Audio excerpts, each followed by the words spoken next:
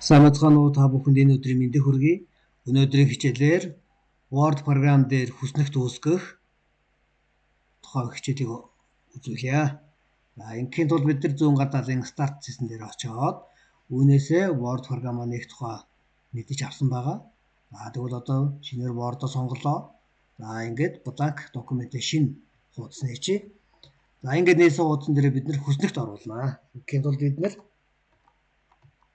хүснэгт оруулах тухай үзнэ. Ингээд бичвэр оруулсан. Энтер дараад шинэ мөрөнд шилжчихлээ.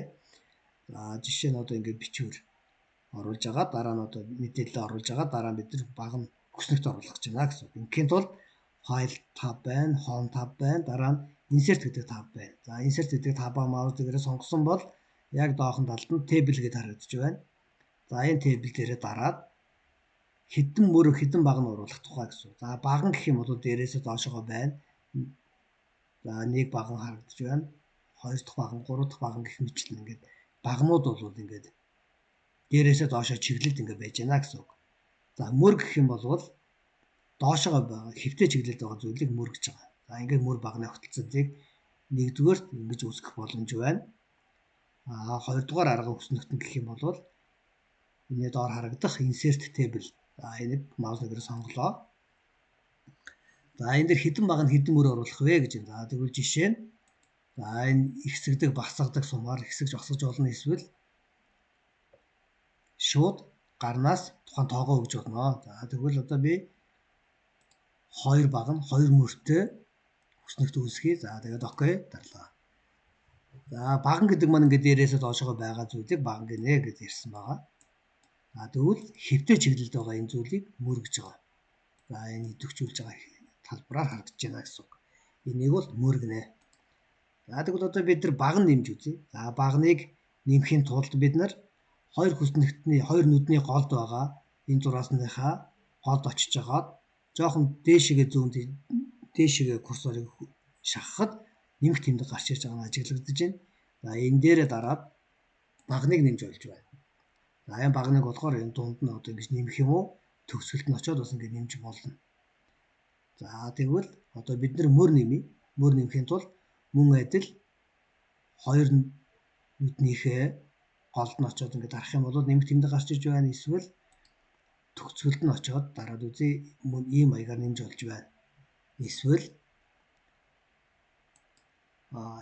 Insert-ээр бид нар мэдээлэл оруулсан бол энэ хүснэгтэн дотор байгаа үед хамгийн ард Layout гэдэг цэс нэгдэж байгаа. Энэ цэснээсээ бид нар мөр багныг хаашаа нэмэх тухай ханд харагдаж байна. Ингээд энэ болохоор одоо би доор нь доотлын нүдийг сонгочоод дахиад дээшээ нэмэх боломж байгаа нь харагдаж байна. Эсвэл доошоогоо нэмж олж байна. Ингээд доошоогоо нэмье. Эсвэл одоо бид нар багныг саяны хоёр мөр байсан бол одоо бид нар багныг бас энэ маягаар оруулж болно гэсэн үг. Ингээд багныг аль тал руу оруулах гэж байгаа вэ гэсэн үг. Ингээд ийм бид нар багнтайгаа ажиллаж үзэж байна. Энийг хэрэггүй болсон гэж үзэж байгаа нүднүүдийг устгахын тулд маус нэгээ дарсан чигээрээ чирээд идэвхжүүлж байгаад энэ Layout tab-ныхаа бид нар сая энэ дэр мөр баг нь оруулсан бол тэрний урд талд Delete гэдэг хэсэг байна. Эндээсээ бид нар мөр устгах юм уу, баг нь устгах юм уу? Бид нар одоо тэгвэл columns буюу багныг устгаад үзье. Энэ маягаар ингээд энэ багныг устгачлаа. Тэгвэл одоо бид нар энэ баг нь уртлын багн дээр очиод дараг бичиж үзье. Даваа гараг. Тэгвэл дараагийн багн дээр нь очиод бид баруун тишээгээ сумаа дарсан keyboard-ын дээрээс эсвэл ингээ курсороор шууд зөөж олно. Даваагийн дараа мягмар гараг байдаг байгаа. Мягмар гараг. Ийм маягаар гаргуудаа биччихлээ. Тэгвэл энэний ард дахиад биднэрт баг нь хэрэгтэй боллоо. Тэгэхэд бол баг нэмэхийн тулд Layout-наасаа энэ багныг бид нар баруун гар талд нэмэх гэж байгаа учраас баруун талаа сонгоод нүдэн дотроо дарсан. Ингээд лавг гараг гэдэг биччихье.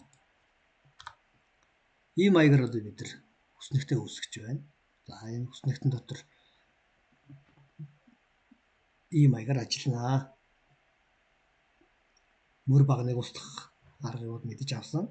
За тэгвэл энэнийхээ доор за даваа гараг эхний цагийн хичээл одоо жишээ хичээлийн хуваарийн тухай бичиж үзэж байна гэж үзэх юм бол даваа гарагийн эхний цаг нь математик энэ хичээл орж болно.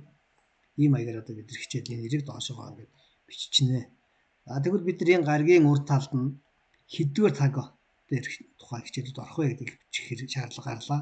Ингээм бол одоо бид нар бас урд талд нь энэ нүдэн дотроо дарчаад энэнийхээ урд баг нь оруулъя гэж байгаа бол insert left гэж байгаа. За энэ бид нар зүүн гар талд нь баг нь оруулж байна. За энэ дээр бид нар тэгвэл номер тавьчих.